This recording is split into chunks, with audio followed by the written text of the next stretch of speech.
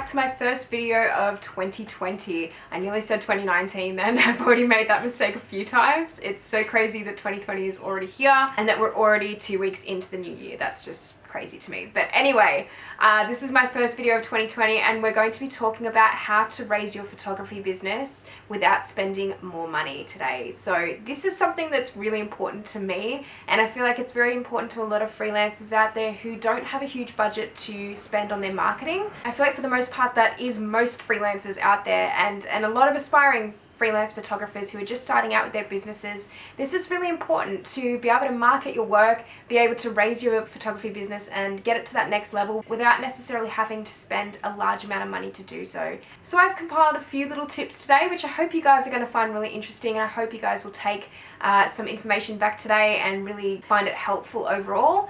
But I'm going to get straight into it and we're going to name the 5 ways to raise your photography business without spending any more money. So my first tip for today is to actually cull your portfolio and really be ruthless when you do this. This will really change the visual of what you're actually offering to clients or to potential clients out there. And I think it's so important to be very ruthless with your own portfolio. Be your own worst critic to an extent. I don't think there's any point in trashing your own work necessarily, but you need to be constructive in how you're looking at your own work and what you can do better, what you feel like isn't really working for your portfolio at the moment. Only show your best work and really cull your portfolio down to those best images that you feel like could potentially get you that work that you want. That's definitely my main tip though, is to make sure you're showing your best work, and that is going to be offered to prospective clients who are looking at your portfolio and really determining whether they want to hire you for a job. You really need to make sure that your best work is out there and on show. My second tip is to redesign your website. So if you haven't reassessed your website in a little while, I think this is a really good tip. And I think for a lot of photographers, sometimes the website portion of your business is just such a drag at times, because it's just that thing, that extra thing that you have to pay attention to, and sometimes you just don't really want to. It's so important though, because you really do need a platform, a professional platform that a lot of your clients can actually go to and see your work and potentially hire you from that.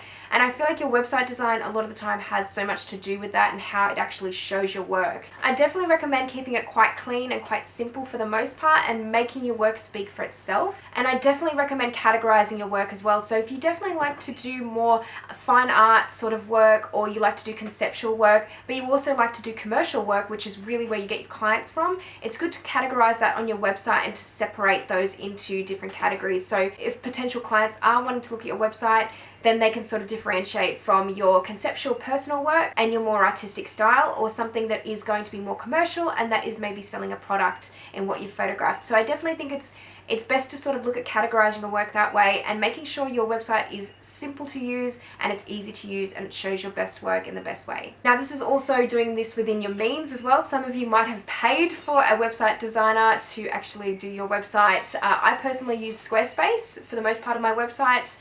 There's lots of different website builders out there though, like WordPress and Wix as well. So if you haven't looked into those, that's definitely another free option out there if you are looking at potentially not spending any money. That's a really good option to do so for a website. My third tip is to post consistently on social media for organic growth. Now I think for the most part this is such an underrated part of running a business, and social media for organic growth is so important. I think a lot of people are very focused on paying for sponsored posts on Facebook and Instagram, but I honestly think that organic growth is key to your business growing long term. I think it's also important to focus on sponsored posts when you have the means to do so, but I think when you're just starting out, organic growth is such an important thing. So definitely by posting consistently and consistently good work through your Instagram, through your Facebook, Pinterest, whatever you might be using, I think that is the best way to help grow your business and to help grow your style and your brand without spending any more money than you have to. It really starts to gain more interest on your work, and more people will start following you and seeing your work. So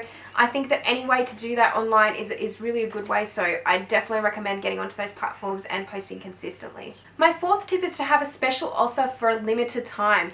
Now when I say this, I think it's really good to every now and then have a discounted photography package, no matter what it is that you do, whether it be weddings or potentially portrait sessions, even if it's model portfolio shoots like I used to do when I was a lot younger and just starting out. I think it's a really good way to have discounted sessions to bring people in, but also have them for a limited time and make it known that it's a limited time, so it does create that urgency and people do book in with you.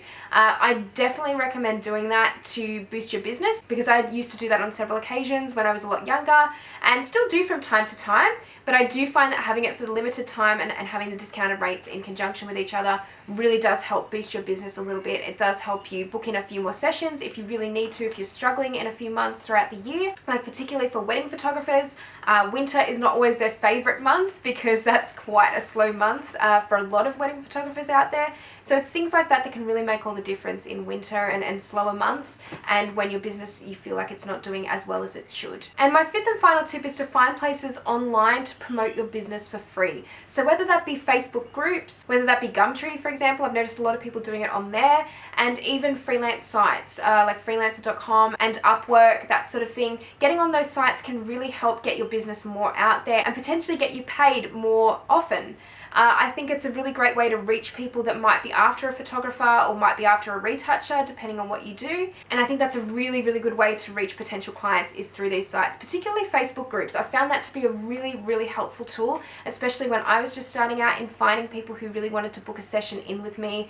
A lot of people who have children or want maternity shots or portrait sessions, they often go through those Facebook groups to actually find photographers, and that's a really good way to get your business out there without necessarily spending any more money than what you have to.